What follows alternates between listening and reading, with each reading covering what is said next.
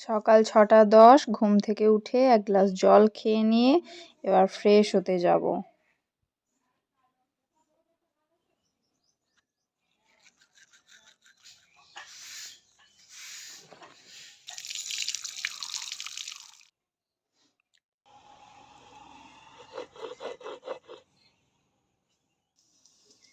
এখন সকাল ৭:১৮, আটা মাখা হয়ে গেছে, রুটি বানিয়ে নেব।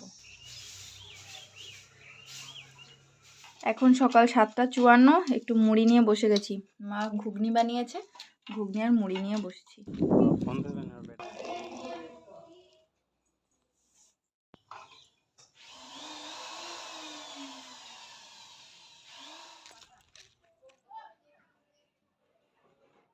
১২:২৮, স্নান হয়ে গেছে, একটু জল খেয়ে নেব।